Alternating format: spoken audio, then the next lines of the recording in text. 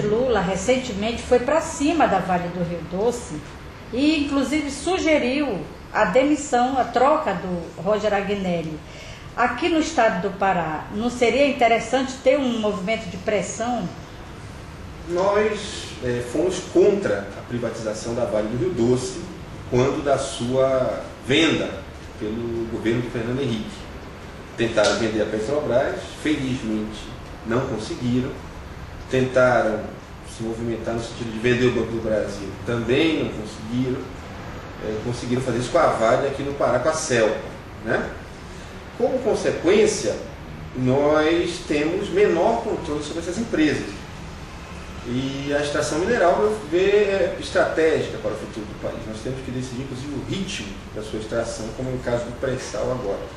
A decisão correta do governo federal de uma opção de extração do petróleo que garanta a intervenção estatal no sentido de definir quando e como serão vendidas nossas reservas é fundamental. Isso nós não temos com uma empresa privada.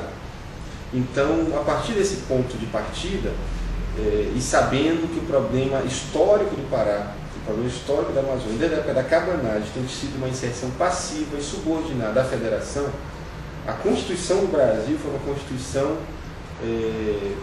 o estabelecimento da nação foi a partir de uma derrota do Farroupilhas e dos Cabanos.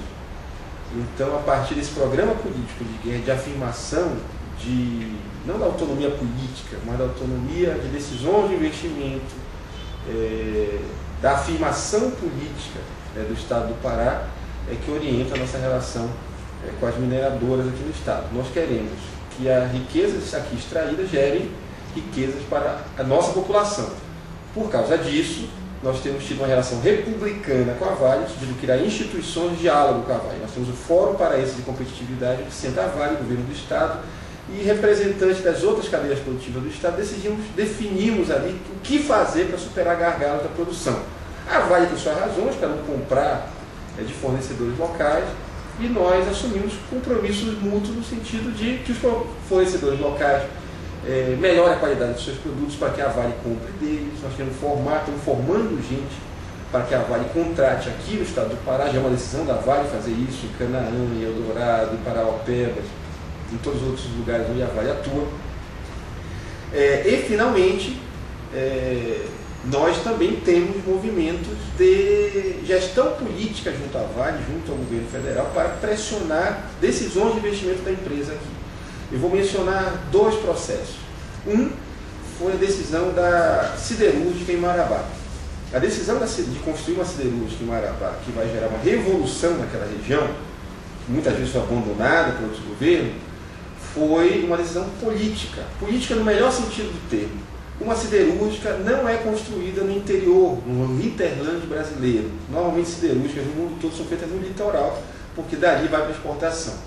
Com a siderúrgica em Marabá, nós somos forçados a estruturar uma hidrovia para trazer o minério, a finalizar finalmente as eclusas de Tucuruí, para o minério atravessar Tucuruí, ampliar o Porto de Vila do Conde para que as atividades, a carga possa ser ali embarcada.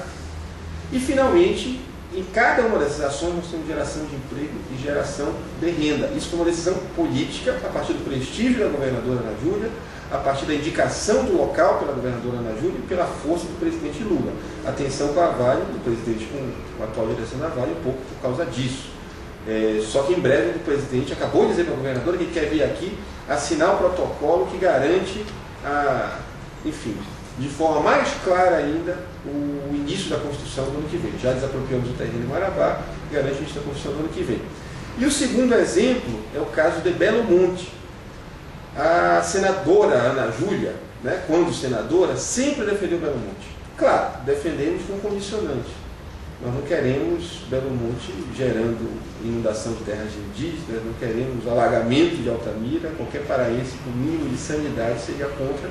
Fomos contra, reduzimos o lago, era uma usina hidrelétrica que tem condições hoje de gerar energia com muito menos dano ambiental. A história tem que ser diferente do que a história de Tucuruí. Belo Monte, nós exigimos, além da adequação à legislação ambiental, que não existia na época de Tucuruí, uma cota de energia elétrica para aqueles produtores locais e uma cota de energia elétrica para aqueles que se comprometerem a construir a usina, ou seja, aqueles que ganharem a licitação. Eles vão ter, nós defendemos 25%, vão ter 20% de energia elétrica. Isso é uma vitória de grande magnitude do governo da Ana Júlia, que é pouco falado, mas que vai ter repercussões para os próximos 50 anos. Por quê? Se você tem uma cota de energia elétrica para quem entra na licitação, isso atrai empresas para a licitação, que têm interesse de usar aquela energia elétrica mais barata. Então nós já temos a garantia da Alcoa e há a possibilidade da Vale do Rio Doce participar da licitação. Quem ganhar, sendo a Alcoa, o consórcio da Alcoa, o consórcio da Vale, vai ter energia elétrica muito barata por um longo prazo, 20% da energia gerada por Belo Monte. E o que é que eles fazem com a energia elétrica? A energia elétrica você não pode guardar no congelador, não pode armazenar, tem que usar na hora. Eles são forçados a ampliar as suas plantas aqui.